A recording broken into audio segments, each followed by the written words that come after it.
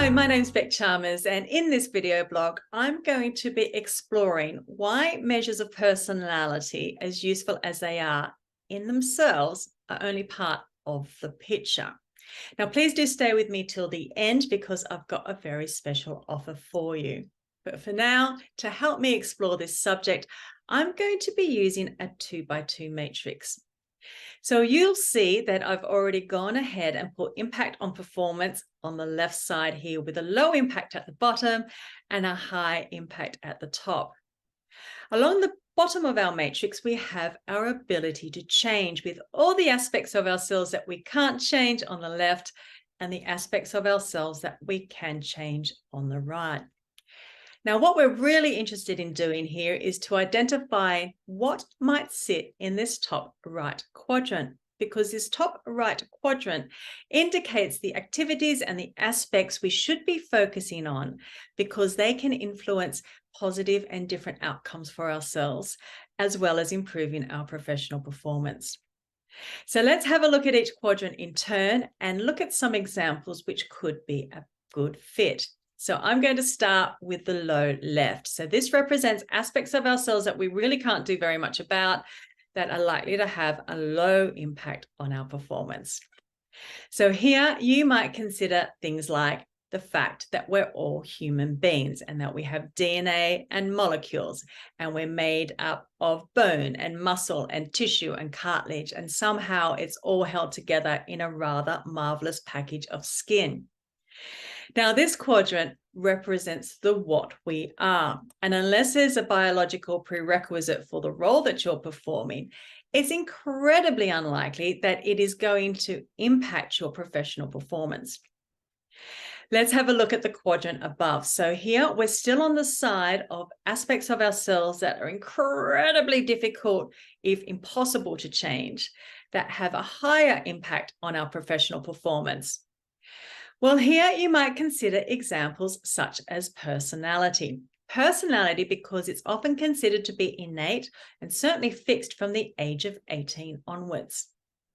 Values and beliefs could be another example. Often these are ingrained into us at a very young age, and it can be difficult to shake up that patterning system. IQ could be another example, along with learning styles or preferences. Some people just prefer an awful lot of information. Other people prefer a more general approach. So this all represents aspects of ourselves that we really can't do much about. Let's flip our coin and have a look at what we can do, starting with our lower right quadrant. So here you might consider examples such as fashion. Pretty easy to change up our fashion, but unless we have a job in the fashion industry, it's unlikely to influence our professional performance. Along that same line of thinking, you might include things like hobbies, or perhaps what beverage you choose to drink in the morning. Do you prefer tea or do you prefer coffee? Some aspects of ourselves that we can certainly influence and change that do begin to impact our workplace performance might include fitness and diet. But what we're really interested in here is identifying that set of behaviors that we can actually learn, that can be taught, that can be developed. So you might consider here examples such as EQ or resilience, or an individual's ability to motivate and engage others. Now, in flowprofiler world, we call this set of behaviors superpowers. Superpowers because once they've mastered, they have been well proven to differentiate high performers from average to low performers. Let's come back and explore in more detail why personality in itself is only part of the picture. Now, often when you hear people speak about personality, you'll hear words such as innate. Innate implies that it is set, it is fixed, and that as a result of creating a personality profile, we can predict likely behaviors in the workplace. Now, this type of psychometric assessment is called a type-based assessment, and you know that you're working with a type-based assessment when you hear words such as I'm a red or a blue or a green. Or perhaps you might hear somebody describe themselves as a sequence of letters, or that they're earth energy or fire energy. I've even seen examples of type-based assessments that refers to birds and primates as a way of categorizing people. Now, these types of assessments can be incredibly useful. The difficulty with them, though, is that they can also lead to something psychologists call functional fixedness. Now, functional fixedness refers to quite literally finding yourself in a box. And the reason why personality assessments can lead to this outcome is because they are reflecting back a strong sense of identity to the individual. And that can create a family of self-limiting beliefs where you find yourself literally only able to think about what you can do and not explore the possibility of your potential. So here at Flow Profiler, we work very hard to shift that narrative from what is innate, from what you can't control, to what you can learn, acquire, develop. From a set of predictable behaviors to creating a portfolio of adaptive behavioral strategies that you can draw on. From moving from typing people to focusing on the behavioral traits they require to be successful. And from moving from a fixed mindset to one of cognitive flexibility, which is an incredibly important ingredient for those pursuing a growth mindset.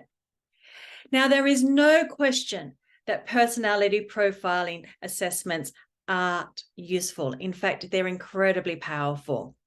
The difficulty, though, is that they're only part of the story. And we want to focus our energy on what we can change, where we can affect meaningful outcome. So often at this stage, I'll get asked questions such as, well, which behaviors then should we be focusing on if it's not personality? And I'll often respond with something like the ones they require for them to be awesome in the role that they're doing. Often this results in a follow-up question such as, well, how do we know which behaviors are required for them to be awesome? And I will say something like, well, we'll show you how to map them, how to identify what's important for the role that they're doing.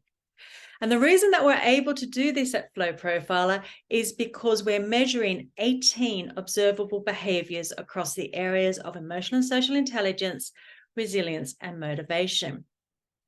Now, what we're really focused on here, as I mentioned earlier, is helping individuals create a portfolio of adaptive behavioral strategies so they can get different and meaningful outcomes for themselves, regardless of what their workday throws from them. So here, let me come now to our special offer.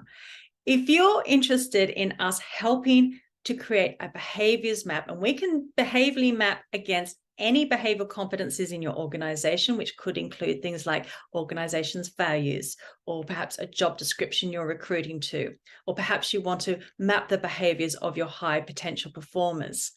We can help you do that. And if you reach out to us at hello@flowprofiler.com, then we'll connect you with the right person to have this conversation. I hope that you found this video blog to be interesting. Thank you very much for your time, and I look forward to seeing you again soon. Please do take care. Bye for now.